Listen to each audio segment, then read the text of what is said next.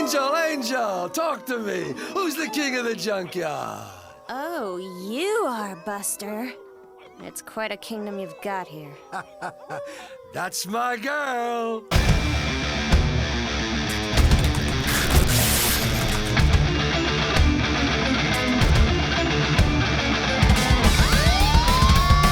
Lady and the Tramp 2 Scamps Adventure is honestly probably the most decent follow-up to a Lady and the Tramp movie. Even though there probably should have been a little bit more focus on Lady and the Tramp and their relationship, this kind of makes sense to me. Lady and the Tramp was a romance and it was kind of fully explored.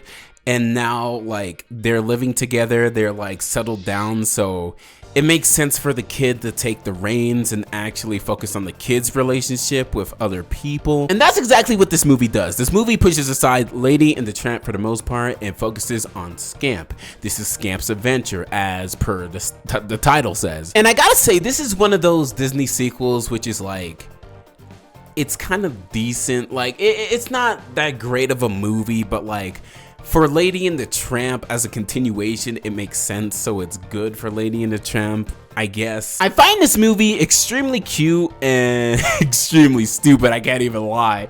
Some of these scenes in this movie are just absolutely wild. And you know, the main antagonist, which is, I'm gonna say Buster. Okay, anyway, let's go to the animation. For the animation, it's fairly basic. It's not anything like too creative or too crazy. The background, there's a lot of paintings, and the paintings, majority of the paintings are like beautiful, but like it kind of leaves much to be desired because it's like, it's a lot of static imagery and like, you know, there's not too many creative shots in this. It's mainly just like, you know, shot, reverse shot, blah blah blah blah blah, all that type of stuff. Just kind of boring to look at and not very vibrant. The only time it really gets crazy, which I don't know why they did this in this one little scene, in Scamp's little song about being free, they do this 360 shot with Scamp on this hill on this mountain. And I don't know what warranted that, but okay, I guess they fit their quota. And I would have said this shot would have been very appreciated if this movie wasn't released in like 2004, I want to say. Like, they've already been doing these shots and majority of the movies just sort of like basic and bland to look at, so I can't really give it a pass. I will say it very much fits the old Lady and the Tramp style. It's just a little glossed up. Like the animation is not too bad. Like the colors, it's just standard for the most part. It's nothing crazy. And the character design in this, there's not too many standout characters. Everyone just kind of blends together, especially the kids for Lady and Tramp. Like what? Like Lady's daughters look exactly like Lady, and there's nothing really creative about that. Same with Tramp. Tramp's son looks exactly like Tramp. There's just no creativity going on here whatsoever. 99% of the other animals in this movie look very basic as well. Like even Angel. The Angel is supposed to be the love interest, and I love her to death, but if I have to be completely honest, the only thing keeping her like unique or anything like that is that she's a Pomeranian, and not too many animated movies or like animation studios draw Pomeranians like this. I gotta say, one of the most standout character designs in this whole film is someone who has like less than 10 minutes of screen time overall. It's this brownish dog. Like, what? Why? I think they were going for a more sleazy and like cougar-ish type vibe with her, and it does make her stand out, I can't lie. Like, I've never seen a character like her. Well, I would say the closest character I can relate to her would be Rita in Oliver and Company, but even then, they are so distinct. Hey, watch it! Oh, be still my heart. I'm getting a bad case of puppy love. Dude, I don't know how y'all get down in London, but we can't be having this type of relationship, bro. Yeah, this movie's animation screams super safe, super basic, and I can't say I can complain too much because, you know, Lady and the Tramp's animation It wasn't really too out there or too crazy, so yeah, I guess I'm fine with it. Now, going on to the music. The music in this movie it's pretty decent for the most part, nothing really crazy. There's like 2 tracks I personally enjoy. I wouldn't say they are like good or like crazy good or anything like that. They're just enjoyable by me, which I'll show here. This pup just won't sleep his life away on some sofa like his father. Bro, this ain't a song, this a whole ass diss track on your dad. A world without fences where I can run free. It's so crazy, something in my life is better than a dream. I didn't know that I could feel this way. What can I say? I love very romantic, very lovey-dovey songs, and I'm gonna continue doing that for the rest of my life. Someone in my life just might be loving me. Okay, now going on to the story. This story doesn't really capture the magic that Lady and the Tramp, the original one, had, but it tries to do a little homage of it, you know what I'm saying? They don't get the love just right in this movie, but you know, they're kids, so it's a tiny bit believable. I don't know if I can even say that, to be honest. Even though they're kids, and I usually believe like kid romances for the most part, I don't know if I can believe this romance, because from the very jump when Angel meets Scamp at the very start, Angel kisses Scamp for no reason at all.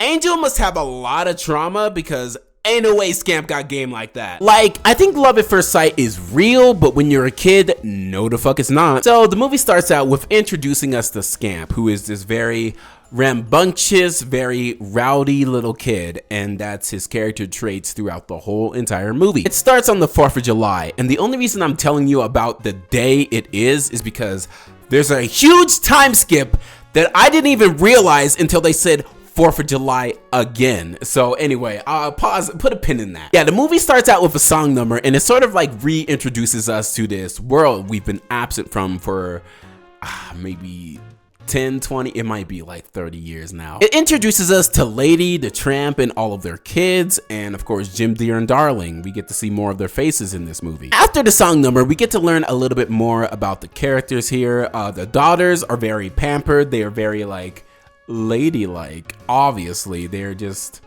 they aren't even in the movie too much. They just sort of like scold Scamp, then they miss Scamp, then that's their purpose. But yeah, they're meant to be very contrasting to Scamp, who's very rowdy, rambunctious. I already said all this, but he also wants to be a wild dog, and so he like I don't know where he got this idea from, but like I guess he just wants to be a kid. At the end of the day, he wants to be a kid, and he's living in a very strict household to where he can't really express himself fully.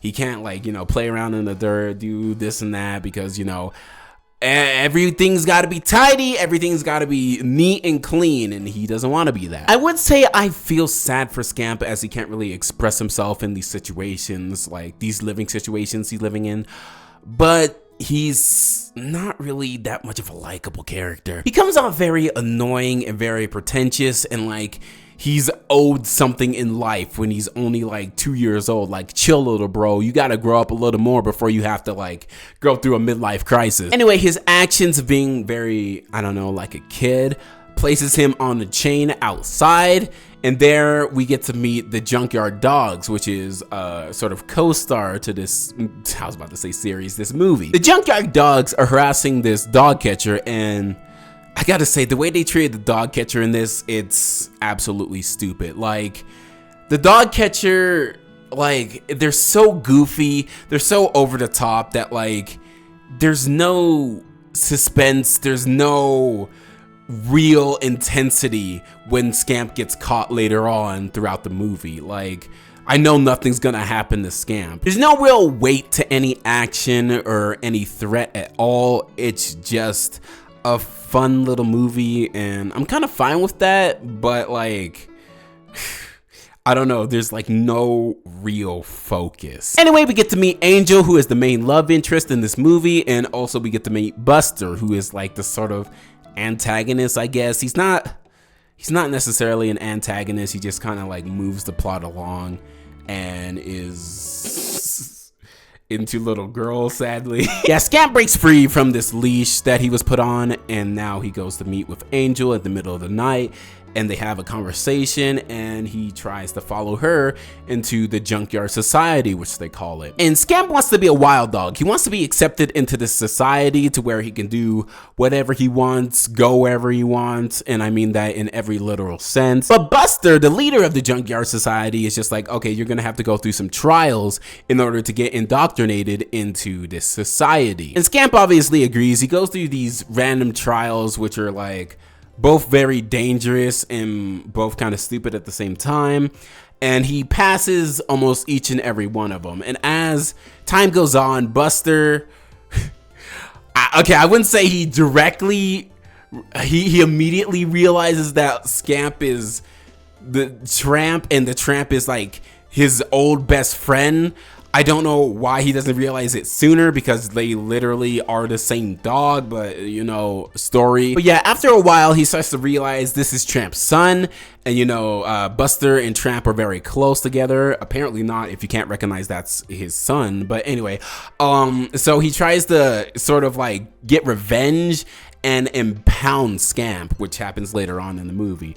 And you know, throughout this sort of process, his trials and everything like that, he is bonding with Angel, and it's the easiest bond ever. Like, I don't know, Angel is just like super easy to get into a relationship with. But yeah, as his trials is going on, he's bonding with Angel, and he learns a few secrets about Angel. Angel actually wants a family. She wants a human family. She wants to be loved and cared for, as she's tried to multiple times, but you know, she just feels like everyone leaves her, so she feels better accepted in the Junkyard Society. And later on, there comes a climax to where Scamp is kind of getting hounded on by Buster, and you know, he doesn't know how to actually, I don't know, conversate, how to express his feelings. And so what does he do? He throws Angel under the bus, and he tells Angel's secret of wanting a family. And apparently that's no good in Junkyard Society. You always have to be, I don't know, independent on your own. And if that's the case, then why does it matter if she wants a family? But yeah, that triggers Buster, and then Angel decides to leave. She is done with the Junkyard Society anyway. She just wants to have a home in the first place, and I guess she's the only person she can rely on. You ain't no junkyard dog. That's right, Buster. I'm not. Not anymore. Oh, and, I'm not your girl. This is one of the only times they actually pay attention to her, when she says, "I'm not your girl." So we love to see men actually paying attention to women for once. But yeah, after Scamp accidentally leaks that information, he tries to go after Angel and tries to like comfort her, but you know, he gets caught by a dog catcher, because Buster was setting up a dog catcher situation, which was very weird and fucking stupid. And I kind of jumped around for the sequence of events that happened, but at the end of the day, I don't think it really matters too much. This movie's not like it needs this sequence like in order to make sense. It's just a fun movie. But yeah, Scamp gets caught by the dog catcher, and then he starts to realize, you know, maybe my father was right. Okay, maybe a family isn't so bad, and I've just been taking it for granted. He starts to like recognize what he lost, because he's been on his own for about a year, because when he like meets up with his father again, it's the 4th of July again.